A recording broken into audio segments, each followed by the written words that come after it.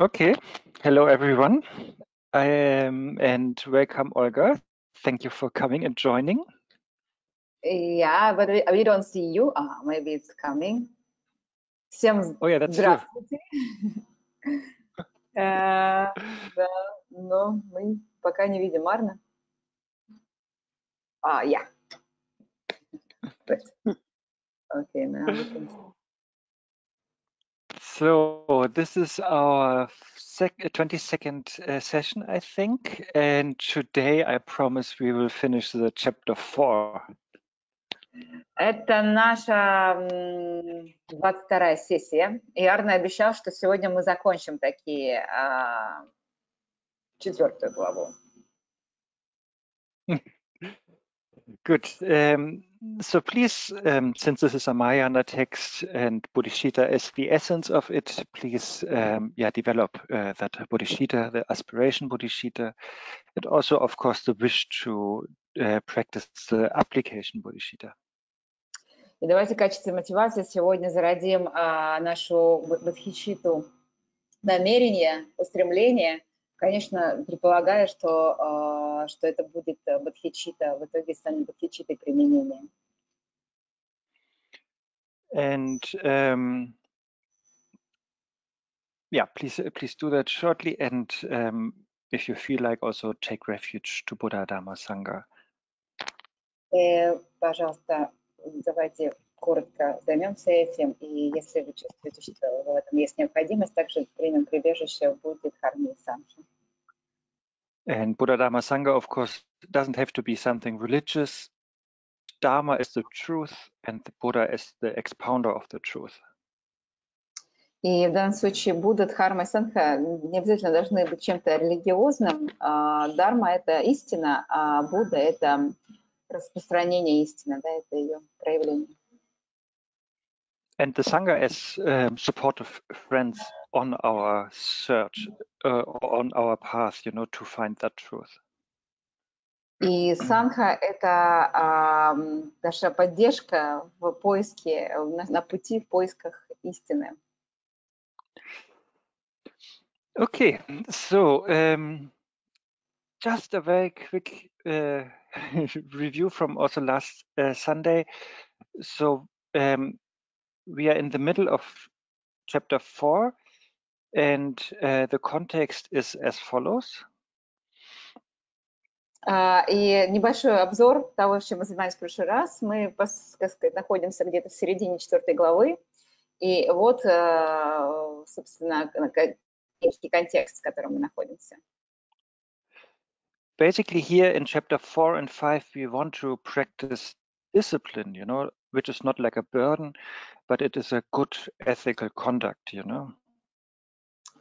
И, в принципе, здесь, в главе 4, главе 5, мы хотим практиковать дисциплину, которая не является для нас обузой, а это некое этическое поведение.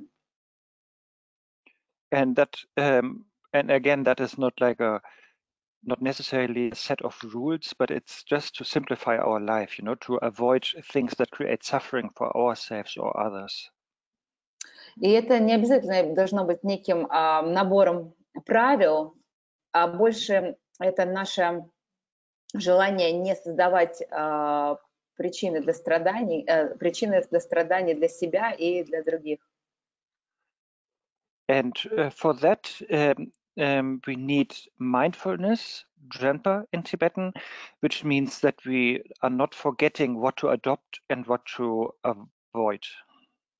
И для этого нам необходима осознанность по-тибетски дремпа, и которая нам напоминает о том, что нам необходимо, сказать, принять, адаптировать, и что нам необходимо избегать. And that is will be explained in chapter 5. И это будет объяснено в 5 главе. And also we need vigilance, shishin in Tibetan, also explained in chapter 5. Также нам необходима бдительность, которая также будет объяснена в главе 5. And that means basically that we always check, what are our body, mind, and speech doing. И это означает, что мы постоянно проверяем, чем занято наше тело, ум и речь. And then the last thing what we need is what we discuss in the whole chapter 4 is conscientiousness or carefulness, which is Bayu in Tibetan. И последнее — это некая внимательность, скажем так. Вообще-то это также переводится как осознанность, но по-другому можно назвать это внимательностью, которая по-тибетски называется вайо. So whenever thanks to vigilance, you know, we notice that we might start doing something stupid with body, speech, and mind, then conscientiousness or carefulness has to be applied. И как только наша бдительность замечает, что нечто глупое совершается нашим телом, речью, умом, как тут же нам необходимо принимать нашу осознанность и внимательность. And then this conscientiousness, this then means that we remember the benefits of altruistic actions, and we remember the disadvantages of selfish actions, and that helps us then to keep our discipline intact. И эта осмотрительность, она позволяет нам осознавать всю пользу положительных действий и всю как бы бесполезность, наоборот, вред негативных действий. И это позволяет нам поддерживать эту осознанность. And within this conscientiousness or carefulness chapter number 4, we are now in the section where we reflect upon the kleshas in order to behave more carefully. И в данный момент в главе 4 мы как раз мы рассматриваем эту самую внимательность, и мы также рассматриваем все наши омрачения, клеши, и что нам необходимо делать, чтобы вести себя более осмотрительно. And Shantideva is using a very war-like language, you know, like a battlefield, you know, and the kleshas are seen as enemies, and we are fighting with them to gain victory over them. И вот описывая, рассказывая об этом, Шантидева использует очень много такой военной терминологии, как бы представляя все это в виде некой военной битвы, где нашими врагами являются как раз эти самые клеши, наши омрачения, над которыми нам необходимо одержать победу. You know, in like Shravakayana, if we have an enemy, the idea is sort of to run away, you know, and avoid the situation altogether. But here in Mahayana, we try to apply an antidote, you know, like we try to fight against the enemies or the kleshas here. И если в Шравакаяне нам необходимо, скажем так, убежать, то есть избегать подобных ситуаций, то в Махаяне нам необходимо вступать с ними в бой и одерживать победу. And in Vajrayana, it would be different, you know. In Vajrayana, we would not perceive the kleshas actually as something to get rid of, but we would more try to see the nature of them, and they would not be seen as a problem in itself, you know.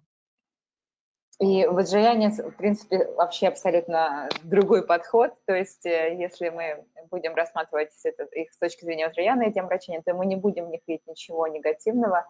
Вообще, они не будут являться для нас проблемой, и содержать в себе проблемы. So we only would need to have the understanding and awareness that what we call klesha is more like a distorted wisdom, you know. И нам просто необходимо поддерживать осознавание того, что клеша — это просто некая замутненная мудрость. But here in Mahayana, we try to apply antidotes, and even Shantideva is using actually emotions to overcome the emotions. Но в Махаяне нам необходимо для того, чтобы, так сказать, победить наше омрачение, нам необходимо применять антидот, И, скажем так, мы используем какую-то одну эмоцию против другой эмоции. In the sense, we want to create aversion against the emotion so that we are really fighting it and really eliminating it. То есть до той степени, что нам нужно, так сказать, почувствовать некое отвращение к какой-либо эмоции, и мы боремся с этой эмоцией, пока она полностью не просветляется, не исчезает. Okay. Thank you. And then if we go to verse 41, here Shantideva is sort of reflecting what he has done, И если мы обратимся к строфе 41, в которой Шантидева как бы уже осматривает то, что он уже совершил.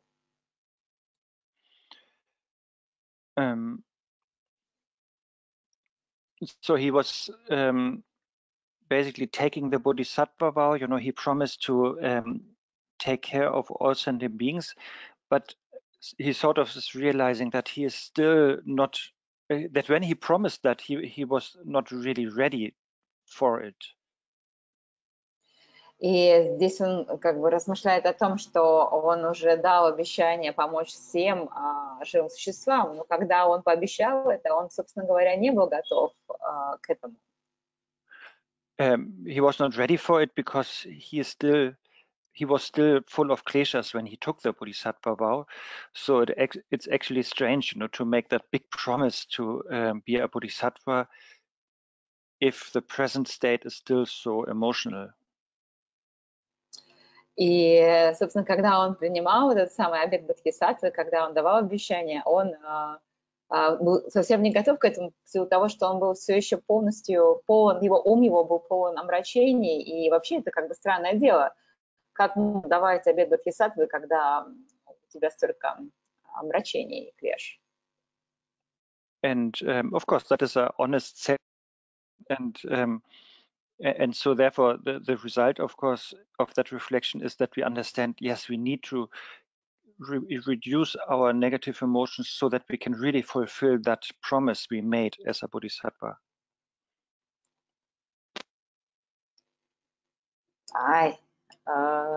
Мы должны по-настоящему, скажем так, уменьшить количество наших негативных эмоций для того, чтобы выполнить наши обязательства, наши обеты.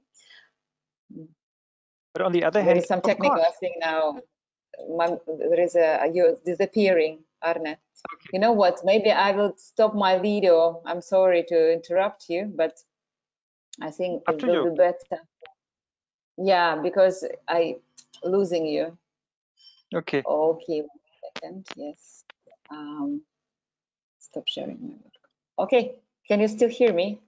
Of course, very well. Yeah, very good. So, okay, let's continue then. It's better.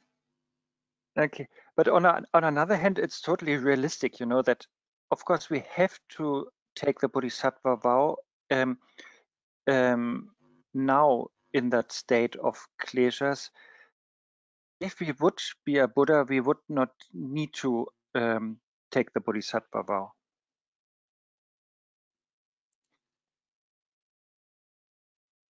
And then, so, в то же время это является абсолютно реалистичным, что мы должны как бы именно в данный момент принимать обет Бодхисаттвы. I'm losing. I'm so sorry. Don't can worry. you repeat? If you can hear me, can you repeat one more the sentence again? Of course. So at the moment we have these kleshas, and that is sort of, that is the realistic state we are in. И в данный момент у нас есть эти омрачения, и это есть наше как бы реальное состояние. And so we are not Buddhas yet. И мы еще не являемся Буддами. So therefore we developed, for example, bodhicitta of aspiration, you know, that we aspire to become Buddhas. И поэтому мы развиваем бодхичитту стремления, потому что мы как бы делаем благопожелания для того, чтобы стать Буддами. And I was saying a Buddha, of course, doesn't need that aspiration because he is already Buddha. И, конечно же, он уже является Буддой. So if you study Prajnaparamita, what we do at the moment here, actually, where I am, yeah, it is said that the Buddhas don't have that bodhicitta of aspiration because they don't need it, because they are already Buddhas, you know. И если вы изучаете Праджнапарамита, тем, чем мы сейчас занимаемся, там, где я нахожусь. And also when we remember Dzongsar Khyentse Rinpoche's teachings on Madhyamika, Она им просто не нужна. And also then when we remember Dzongsar Khyentse Rinpoche's teaching on Madhyamika, it's here Khyentse Rinpoche also said that as a Buddha you don't have like aspiration or intention because it is very dualistic.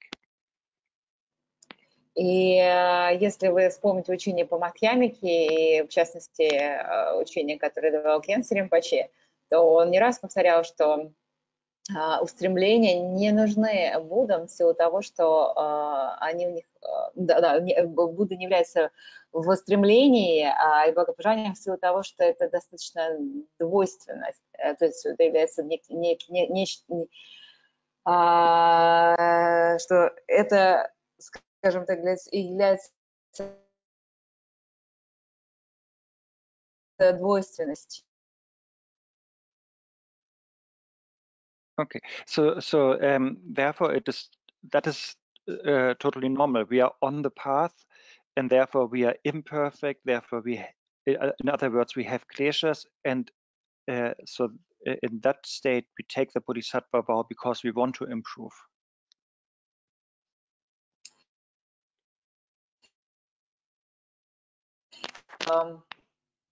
Мы имеем все эти омрачения, и что мы несовершенны, и мы принимаем обет Бодхисаттвы для того, чтобы развиваться и идти по пути. And but still, like in verse 42, Shantideva is thinking, but still maybe it is crazy or stupid or mad, you know, to even think like that somebody that is so full of kleshas like me can aspire to become a Buddha. Но в то же время в строфе 42 все равно Шантидева выражает некие сомнения. Может быть, я, который так настолько полон всех этих омрачений, может быть, мне не стоит проявлять, так сказать, устремляться для того, чтобы высказывать такие устремления. So he's maybe doubting, you know, if maybe he has overestimated himself, you know, when he took the Bodhisattva vow. И он высказывает некие сомнения, что, возможно, он переоценил себя, когда он принимал обет Бодхисаттвы. But then he is also saying the last two lines here, but since now he has taken the Bodhisattva vow, and that is really a great thing to do, he is better continuing with it and is trying to do his best to overcome his kleshas so that he can fulfill the promise. И в то же время, вот как бы последние две строки 42-го строфы посвящены тому, что в то же время, возможно, это хорошо, что он принял этот самый обет Бодхисаттвы, что таким образом он приложит все условия, чтобы превозмочь все свои омрачения. And so therefore Shantideva is ready to practice also diligence and courage, you know, to on the path to Buddhahood, even though he is full of kleshas.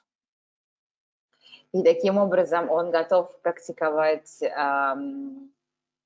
преданность и мужество для того, чтобы, и как бы смелость, для того, чтобы преодолеть все свои омрачения на этом пути. But then, of course, if we remember the Buddha nature teachings, then of course we can accept that that is doable, because even though we are full of kleshas now, we are still endowed with the Buddha nature, so therefore it's totally reasonable, and we can be optimistic, to do that. И если вы помните учение по природе Будды, да, о природе Будды, то вы, конечно же, понимаете, что они как раз дают нам ту самую надежду, что даже мы полны природой Будды, которая, собственно,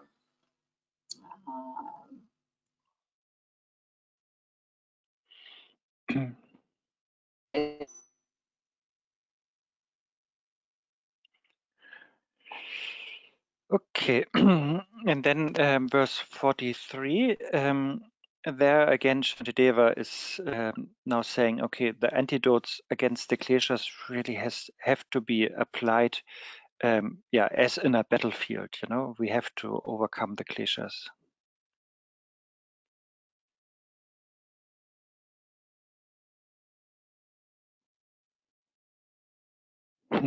Is Olga still there? Усилия как на поле боя для того, чтобы, то есть подобно как полю боя, скажем так, сражаться, чтобы преодолеть свои омрачения. And therefore here in the second part, Shantideva is saying, so therefore he's using, these, for the time being, he's using even his negative emotions, like his aversion towards the kleshas as the path and as the antidote.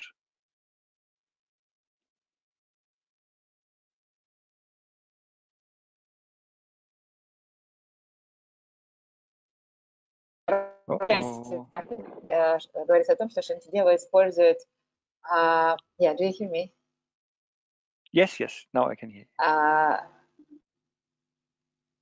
The last sentence again, I lost it. And here, in this last two lines, Shantideva is saying, so in order to fight the battle, basically, he's using aversion as an antidote towards the kleshas,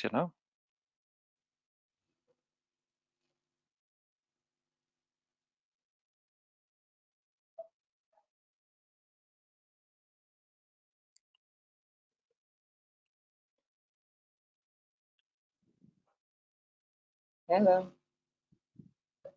I can't hear you so Arne? properly. Yes. Yeah, absolutely. Same for me. I don't know what to do. It's really upsetting. But if it's not working, then it's fine. Then we just try in English only. Yeah. If I will try to catch on when I can, but if I'm losing, so I'm just leaving it. Okay. Okay.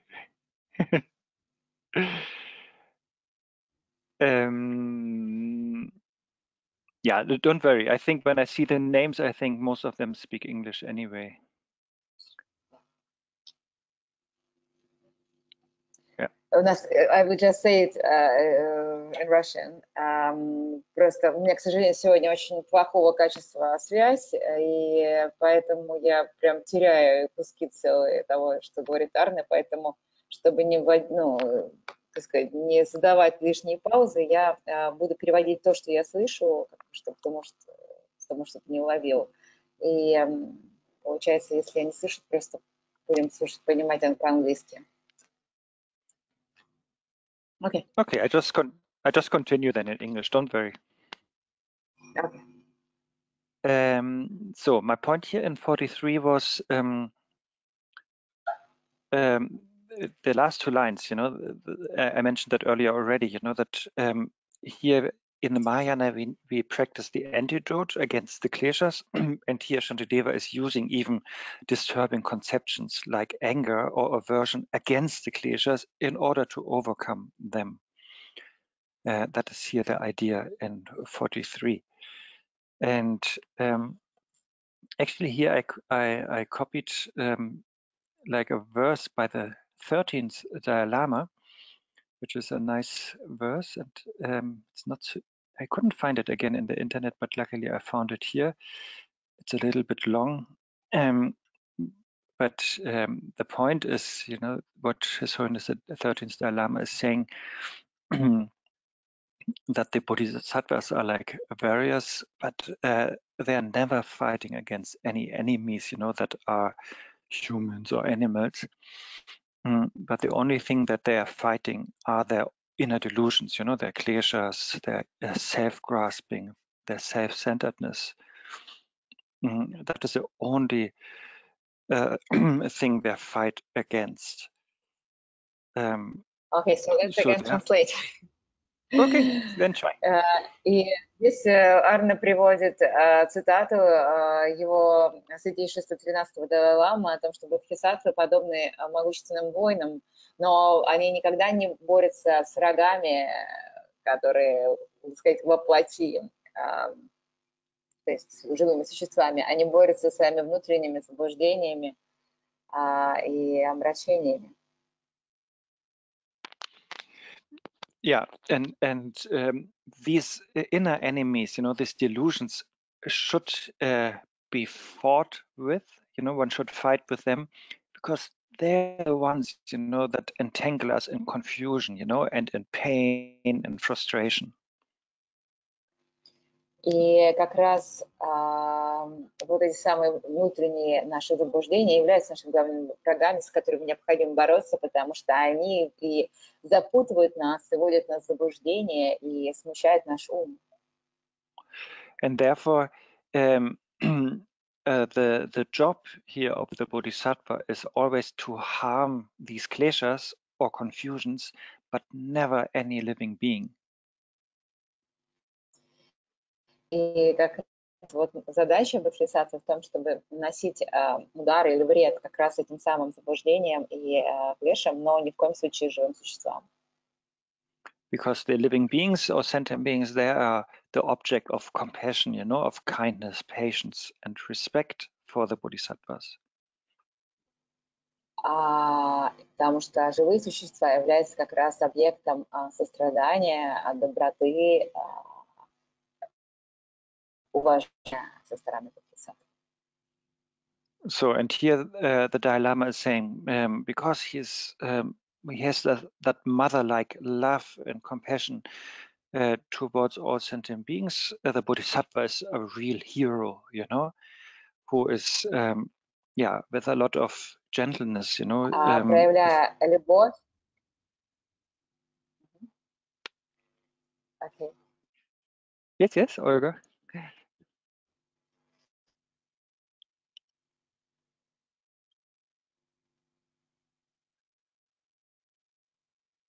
Yeah, let's continue. Yeah. Okay, so yeah, here calmly or with gentleness, you know, these bodhisattvas are not afraid and disturbed by any difficulties or hardships, you know, to bring happiness and peace in the world.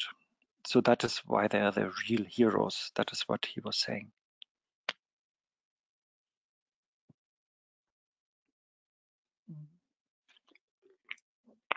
Okay. Yeah, really, don't worry about the translation today then. Okay. Yes, sure, I will. So it's better. Okay, then we come to verse 44.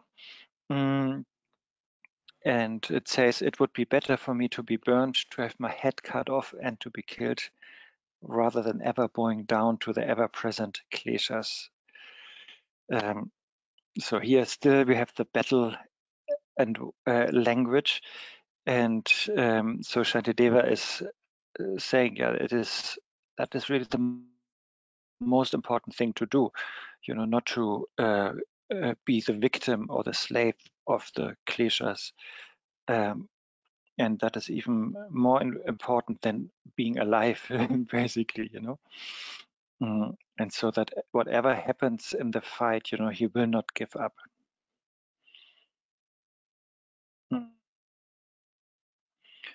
And then in 45, then it is saying, common enemies, when expelled from one country, simply retire and settle down in another. though when their strength is recovered, then they return. So just these lines. And here again, that is a good, or not, yeah, that is not yet the good news, but the good news will follow. But here, Shantideva is saying how the common enemies are functioning, you know. If you are victorious over them, you know, and you expel them, you know, then they will run away. And then they gather somewhere, you know, they in another country, for example, in another land, in a hiding place. But then they group again, you know, and they maybe find other gangs, and then they will return. And because they have regathered their strength. So that is also a reason why like fighting against external enemies like other humans is not really a sustainable solution. But the good news is here in the end of verse 45, if we gain victory over the kleshas, then they will be banned forever, because if we have the realization they don't have any ground to reappear anymore, because we don't have any confusion in our mind, you know, because we don't have any distraction. And distractions or confusions are the ones that keep the kleshas alive. But if we overcome these confusions and distractions because of the right view of emptiness, then these kleshas will never ever come back again. They can never regroup, never re-strengthen, and never fight back again. Okay, Demetrius asking, but what the point in losing this probably precious human body due to the kleshas is not permanent? But what the point in losing? Yeah, I think here in verse 44, yeah, of course, I guess Shantideva is trying to be very provocative here, or he is provocative here, and he just wants to point out, you know, how harmful the kleshas are, because it's because of them that we are suffering, and that we will suffer in the future. They will lead us to future suffering in different realms. So therefore, they are really problematic. Doesn't mean that we should easily let go of our precious human body or precious human life, because this precious human life is a very good condition to overcome more and more kleshas. Of course, I totally agree with that point. On the other hand, you know, if we don't use our precious human life to overcome kleshas, it is actually not a precious human life anymore. Because then there's no preciousness, you know, if we don't improve, if we don't tame our minds or train our minds or eliminate the kleshas. So therefore, I think that could be understood like that, the whole preciousness of our human existence is that we have the ability to overcome kleshas, and that we actually do it. Yeah, that is actually what makes our life so precious. I would answer like that today. Okay, and then 46. But yeah, please, Dimitri, if you think that was not a proper answer, please continue to ask or debate.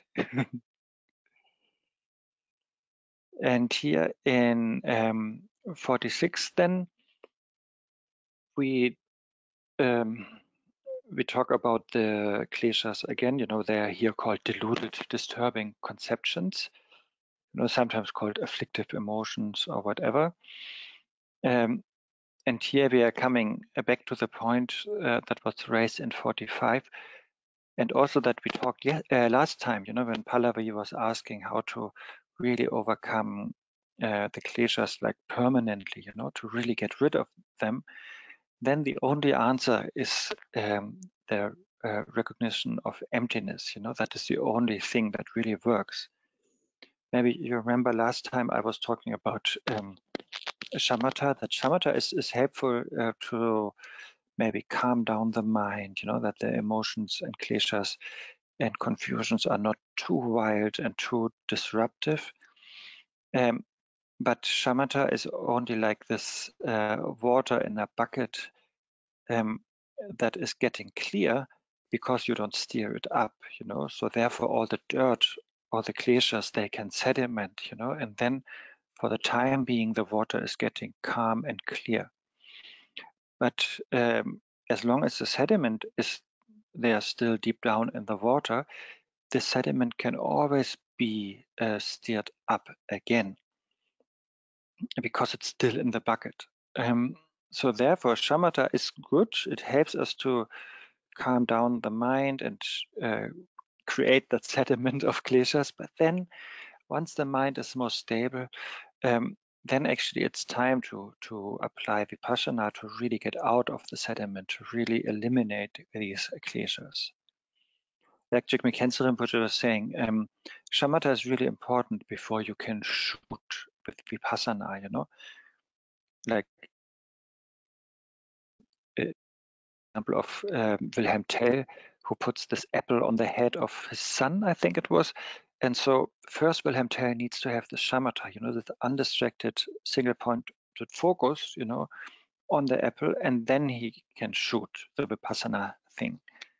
Without the shamatha first, you know, without the focus and calmness and one-pointedness, it would be very dangerous, you know, to start shooting.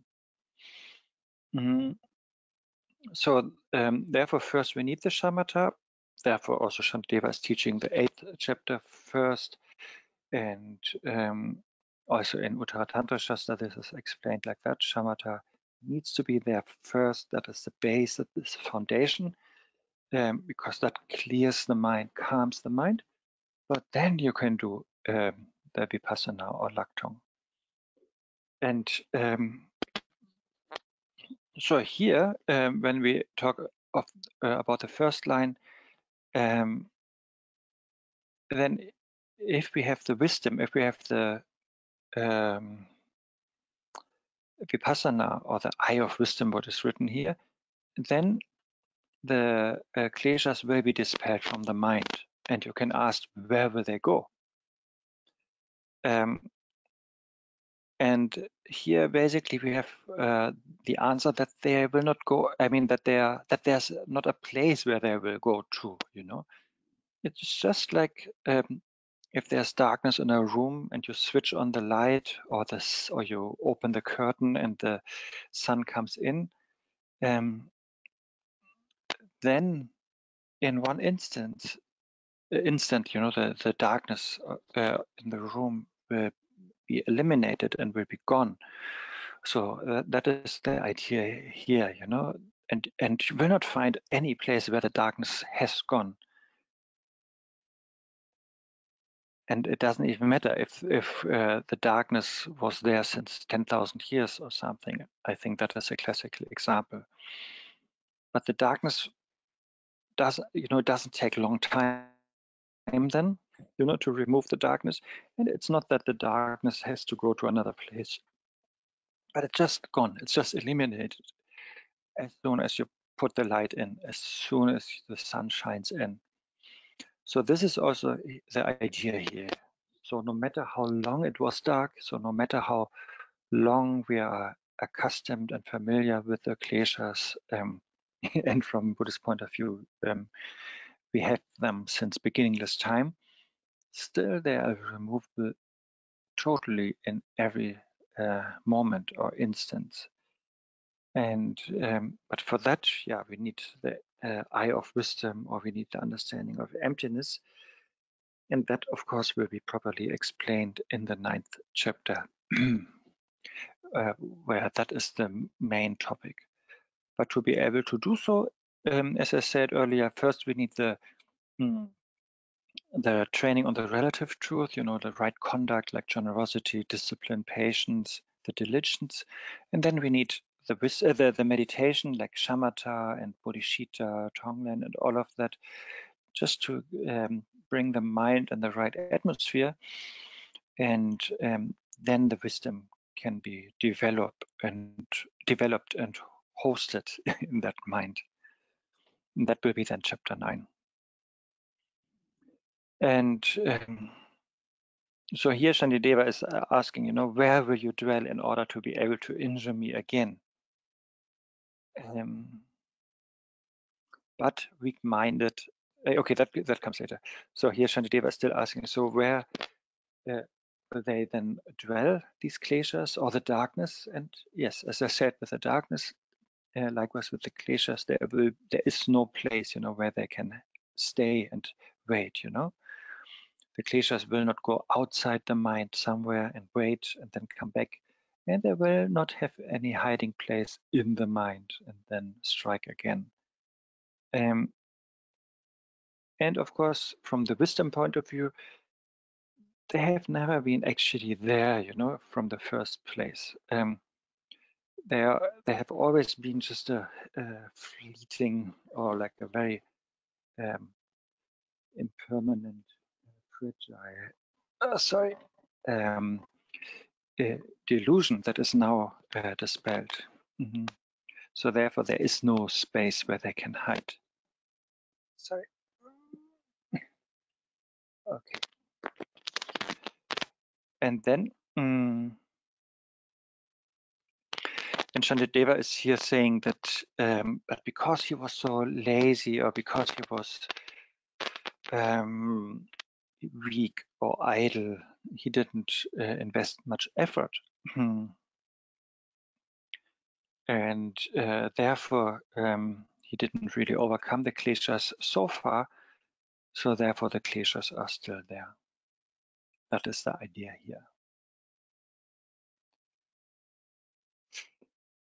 Okay, and now comes actually something like this is really a little bit vipassana like, there we apply wisdom in verse 47, and this is like an analysis, and this is also a quite long verse.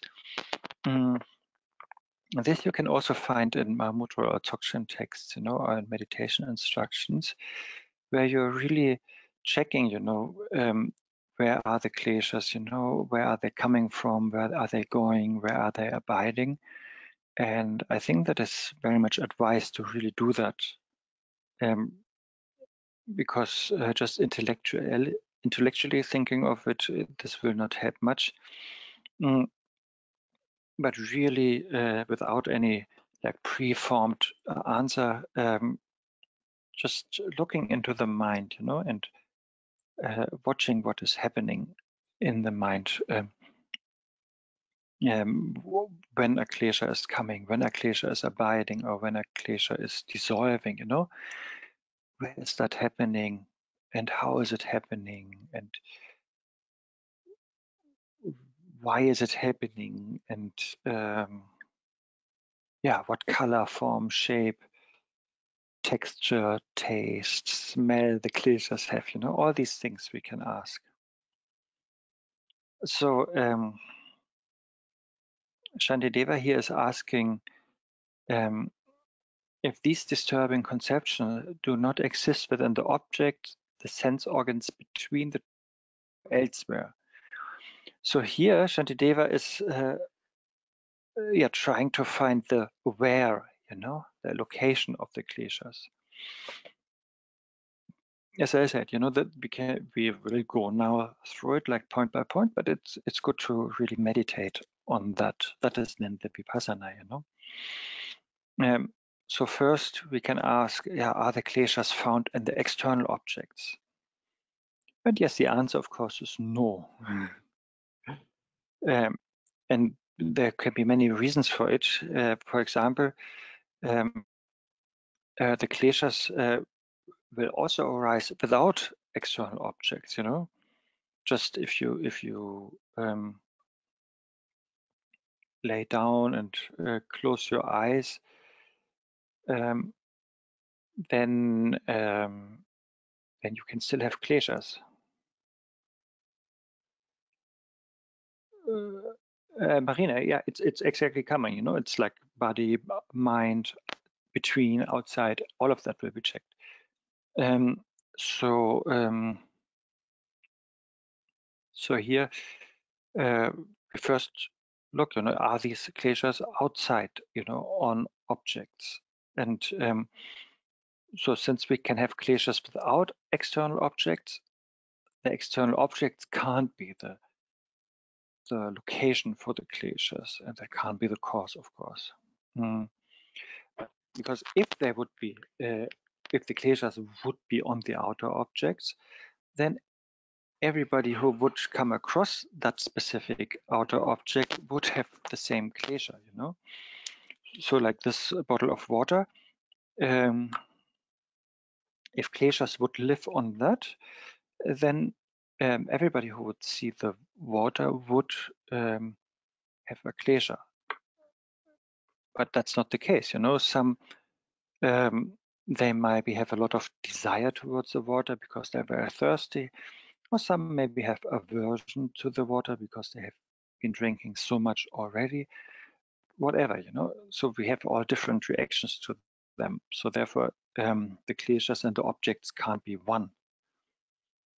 And also the outer objects, actually, when we analyze with Madhyamika and then also with Vipassana, we will find that the outer objects, of course, any true existence. You know, there is not even one atom of true existence in outer objects. You know, so therefore, if there's no atom, no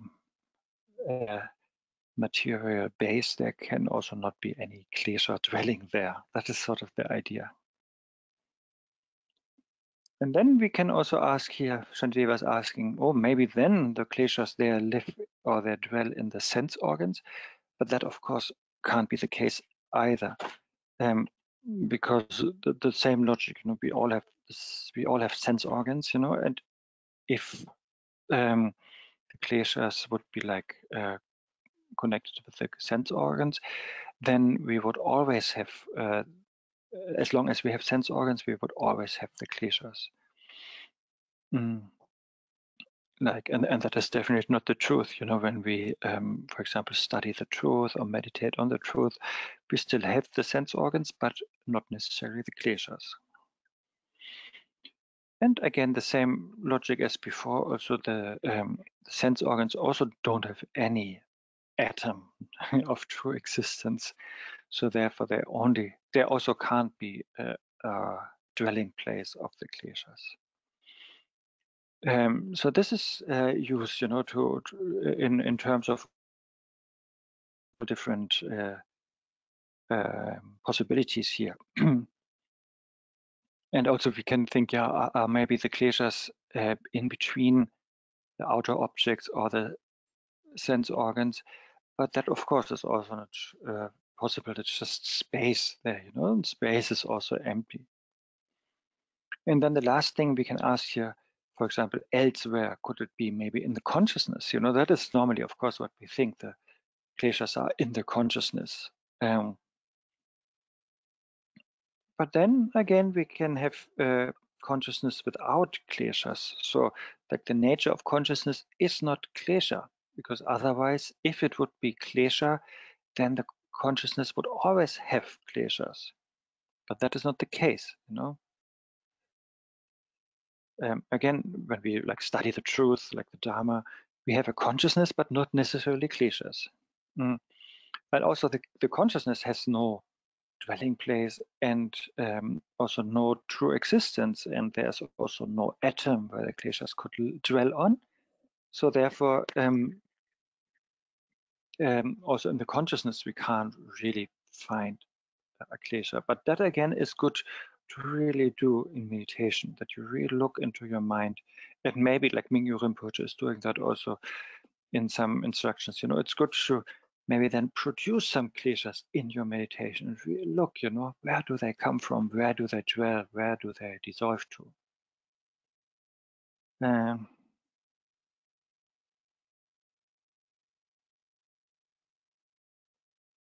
Okay, here's one question. Yeah,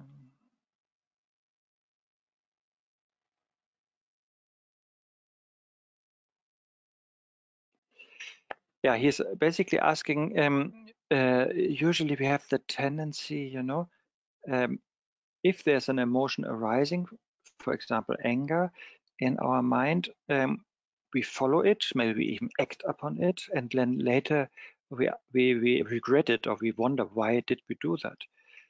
And of course, the answer is because that is a habit, you know, that is a habit that we always follow the klesha.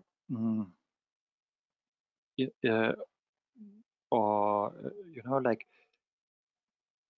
I think the example, this will come also later, but this applies here. You know, that is our habit. You know, we are like the dog.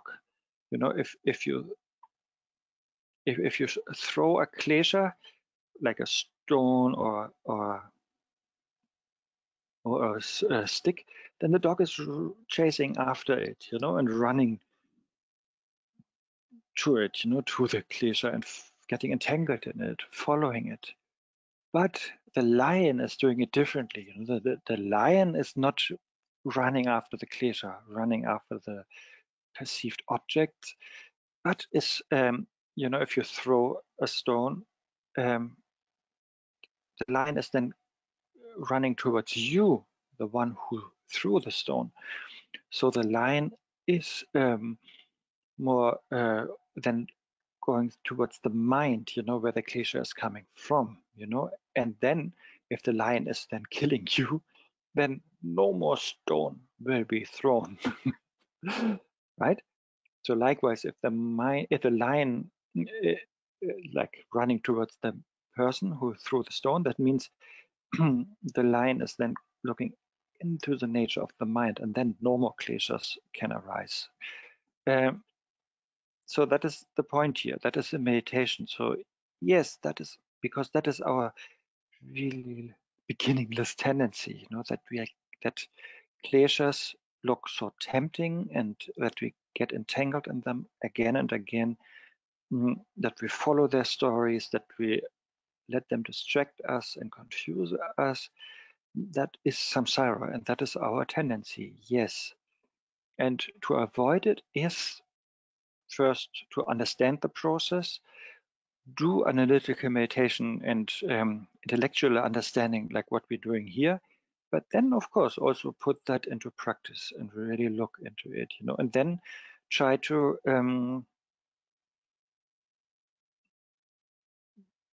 undo that habit.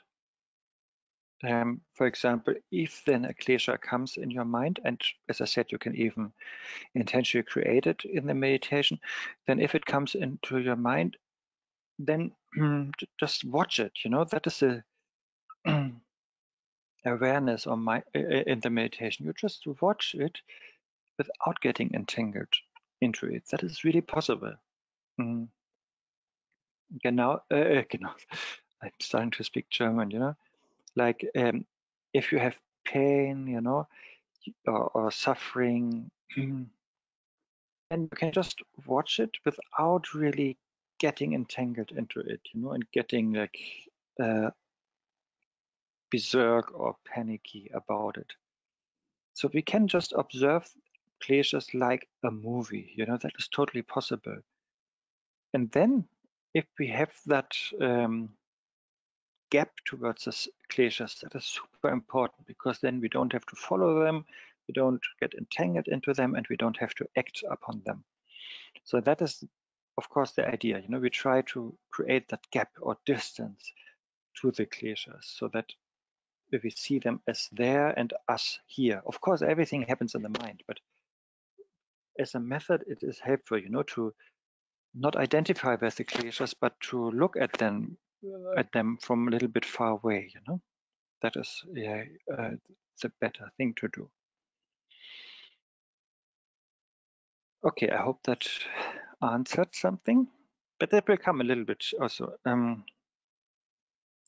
So here again, then where do they exist and how do they harm the world? We really ask, you know, how can they create all these disasters and problems, you know, in our lives, in the world? if we conclude that actually they don't have a dwelling place, there's no location where we can locate them, where we find them. And here that again is a very meditative approach, to understand that they're really like an illusion, they're like a movie that is happening in our mind, just like an appearance that comes and goes, no problem. And therefore there's no need to be afraid of them or to be attached to them. But the only thing that we need is the wisdom, to see the nature of these negative emotions. That is all we need, They come like a hallucination, they come like a mirage, they come like an illusion, and they only come and arise because of certain causes and conditions, and then we can perceive them. But then we can also see with wisdom that they're empty by nature. And so if we find that gap, in our mind without getting entangled into the emotions, then that is our only chance, to not follow them, but to really see with a clear mind, where do they come from? How do they come from? Why do they arise? Where do they dwell? How do they dwell? What color, what shape, and so on. And then also, where do they go? So that is sort of this, instead of being a dog, who's chasing the emotions, here we are just more like a lion, we're going to the source, to the mind, where that emotion is arising in or from. And also we then see that emotions come and go, and therefore we can also be less afraid of them, and we can be more relaxed and be more happy, Emotions just come and go. That is not a big deal. Actually, Kanto Rinpoche is saying, during like 24 hours of a day, we have so many thoughts and so many emotions, but actually most of them we let go, They're not really getting stuck in our mind. We are not getting really stuck in them, but they come and go. So we're actually quite good in letting them go. But then some, yes, some they got stuck, some get solid, some get important. But of course, we have the ability to be flexible with them and not get entangled in them. Most of the time we do that actually, she is saying. And so we can also do that more consciously, And for that, of course, we need some effort. We need some courage. We need some diligence. We need to get rid of the laziness that Shantideva mentioned in verse 46. And yeah, we need this eye of wisdom that was also mentioned in 46. And by that, we realize the emptiness of emotions. Does that make sense?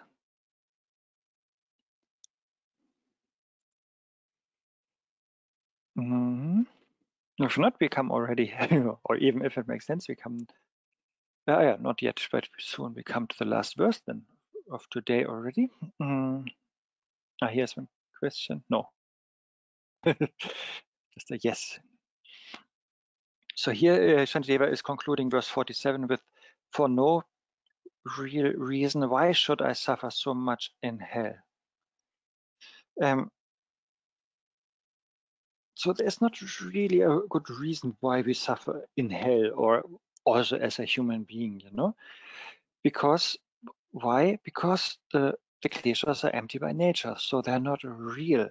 So there's not really a reason, But still there are a cause, there are a reason why we end up in hell. But they're not a real reason, They're just a illusory reason or illusory cause, that brings us in hell. And of course, the suffering in hell are also only illusory. And also, I think Dzongsar Khyentse Rinpoche was saying there's also not a real reason that should stop us, to try to understand emptiness and needlessly suffer in lower realms. So there's also no real reason why we should not try to do shamatha and vipassana.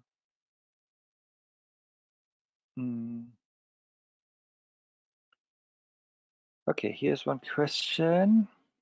What if some of the cliches are like bad horror movies? I think many of them are, yes. And if they keep coming up and you feel like you're stuck in the movie theater seeing a movie you don't want to see over and over again, will the bad movie stop at some point? Of course. That is also from my Mudra point of view. If you don't nourish these movies or emotions, and if you don't feed them, if you don't put your attention in them, but if you just ignore them by just watching what is happening, they will dissolve, definitely. Because you nourish them, you keep them alive if you get entangled in them, if you think they are important. So yes, the more you understand that they are just movies, then they will dissolve, they will stop, or they will be less solid, they will be more weak. Then it's much more workable. How Trungpa Rinpoche would say. Yes, that is the whole idea, of meditation. Because we apply awareness, and non-destructiveness, then they will not be nourished anymore, But if you are confused and distracted, then this is the fuel, the nourishment, the food for the emotions, and then they are strong and come back again. But if we're not giving them distraction or confusion, but if you're just watching them with awareness, then they will dissolve more and more. The difference here between shamatha and vipassana is the question. Yes, shamatha is more about calming the mind and making the mind clear. And then vipassana is then using that calmness and clarity to investigate, to have more insight, to analyze. And yes, often, as you ask further, the topic of investigation analysis is emptiness, but not necessarily. You can also analyze that everything is impermanent, or that everything is compounded, or that everything is suffering instead of happiness. You just with shamatha, you have this calm, clear, single-pointed mind, undistracted. That's already super good. And then your mind is really usable. Then you can use it for whatever. For example, for vipassana. And then, as I said, you then contemplate, you analyze, or you just look more on the empty nature of things. Yeah. So it is often about emptiness, but not necessarily. But emptiness is sort of the best object to apply vipassana to. Okay, then the last verse for today, 48. Therefore, having thought about this well, I should try to put these precepts into practice just as they have been explained. So these precepts or instructions, we have to put into practice. Of course not, we don't have to. But if we want to get rid of the emotions or be less entangled in them, then we have to put them into practice. So yes, so of course in Buddhism there's never a have or must. It's only like if, then that kind of idea. If you don't want to suffer, then you have to give up ego clinging. That's it. If you don't mind suffering, then you can keep your ego clinging. If you don't mind confusion and samsara, yes, you don't have to meditate. But if you want to overcome it, you have to meditate.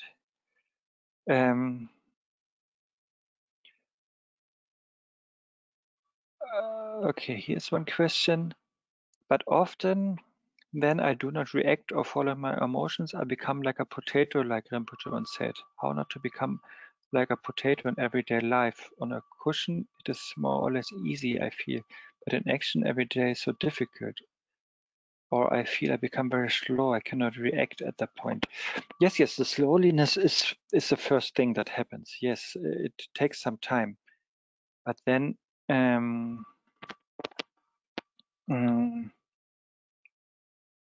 but then because we need at the moment more effort, you know, to be calm and clear and to create the gap.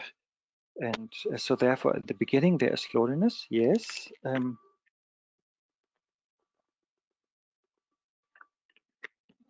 But then it becomes more and more natural with the training, and then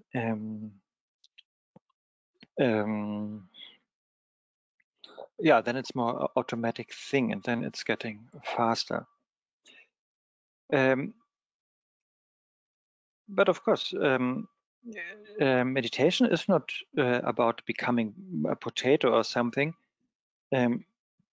Because a potato, yes, the good thing about a potato, it is free of emotions, but it's also sadly free of wisdom and awareness and clarity and compassion and all of that, right? So therefore, yes, of course, we don't want to become a potato, but we want meditation so that we don't have these negative emotions. And if we are free of negative emotions, then for the time being, I can say we have more chance to have the positive emotions. Like just a term, you know, for now. So we can have more compassion, we can have more respect, we can have more empathy, we can have more wisdom because we have less emotions. So we become like a potato in the sense of, yes, we don't have negative emotions like a potato, perfect. But then we're not getting stuck there. But because we don't have negative emotions, all the good qualities can manifest. That is the whole idea. Because usually the good qualities, they are sort of covered by these negative emotions.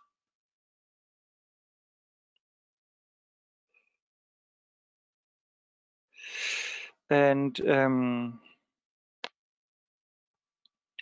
so therefore, yeah, it's good here to apply all these different instructions and precepts.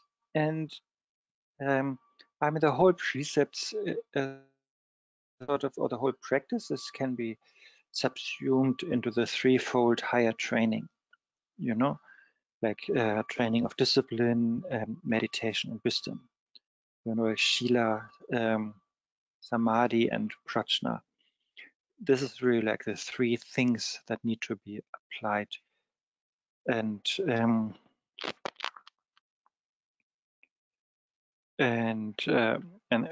that is the basic instructions, you know.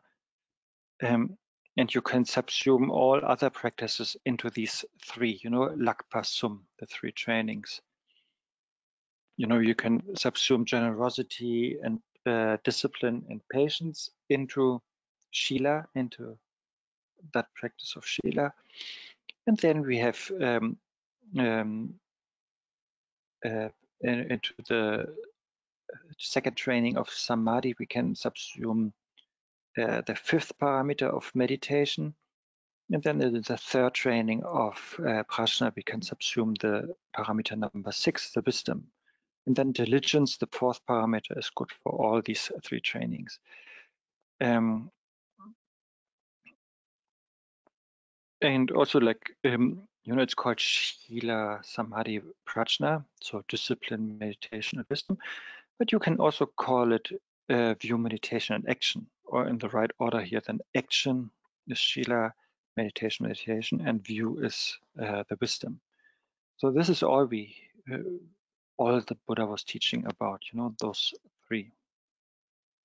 And if we ignore these instructions of the Buddha, of the doctor, you know, the doctor, and the Buddha is sometimes in the sutras referred to as the doctor, then, yeah, of course, how will a patient in need of cure be healed by his medicine? You know, if we are, if we have a sickness, which are the kleshas here, and then we have the omniscient doctor, the Buddha, and then he is prescribing us the medicine, the Dharma. Then with all the medicine, it's always the same. they work best if you really take them, you know. And it is not enough to get the prescription, you know, and I don't know, put it on your fridge, and that will not cure you. And also, it will not help if you even give the prescription to the pharmacy and don't get the medicine back. That will also not cure you. And also, it will not help, you know, if you get the medicine from the pharmacy, but then put it on the table and not take it, you know. So I'm just saying, you know, so the only way Buddha's medicine works, the Dharma works, if we really apply it. And that means if we really practice the instructions, that is the taking of the medicine, and then the sickness, the kleshas or samsara or ignorance will be eliminated, and then that is the liberation. But if we are not applying, if we are not taking the medicine, that means we are not practicing. And I'm not talking about formal practice, you know, just applying the instructions. You know, it can be in the bar, it can be in the disco, it can be in the concert, it can be even having a beer or worse things. If you take the medicine, you know, then what's the immediate or not? I forgot. Yeah, so if we take it, then we are getting free of the sickness and attain liberation. If we are not taking it, then of course the sickness continues, samsara continues. And so far, at least when I look at myself, yeah, I'm still having that sickness, you know. That means I didn't apply the medicine properly yet. Maybe I didn't understand it properly, you know, or maybe I didn't understand the seriousness of my sickness properly yet. So that, of course, is all important, you know. Like also in normal medicine, you know, if the patient doesn't understand that he's actually suffering, he will not take the medicine, you know. Like I worked with diabetes patient for a long time, and yeah, in the beginning they don't have much suffering, you know. We just maybe we may notice in a blood result that they have high blood sugar, so they have diabetes, but they're not suffering yet, you know. So we have to create the knowledge and understanding in that patient, you know. Yes, unfortunately you are sick, you know, you have to know the suffering. First noble truth, you know, you have to understand the suffering, and that is the first noble truth, know the suffering. And then the second noble truth, and therefore you have to abandon the causes of suffering. So that is the next step. And therefore you have, and then there's a cessation of suffering is realizable, you know, like the elimination of the disease is possible. That is also what the patient needs to understand. And then the fourth noble truth is, yeah, taking the medicine, practicing the path is the way from the suffering, out of the suffering, because we are abandoning the causes for suffering, to the cessation of the suffering. So that is really important to understand, and that is the first thing to understand. We first have to understand what is wrong with us, you know. That is so important. That's why Buddha started with that, know the suffering. And only if we know it, then we feel, you know, we have to first understand the problem, and then we feel like, yes, we want to get out of that. And actually, from the Prajnaparamita point of view, again, the law is actually the longing to get out of suffering actually implies maybe an unconscious understanding that our nature is not suffering, you know, but that suffering is removable, and that there is a place in ourselves which is free of suffering, like Buddha nature, you know. And we have the longing to get rid of that suffering, and we long to come back home, to that natural state of us. Okay. Yeah, even though now we have 5 more minutes, but maybe not start a new chapter now. Sorry, Dimitro. So that is the idea here. And yeah, so if you want any homework, and because I don't know when we will meet again, I will talk with Olga to find a good date. We try to have 2 sessions again in March.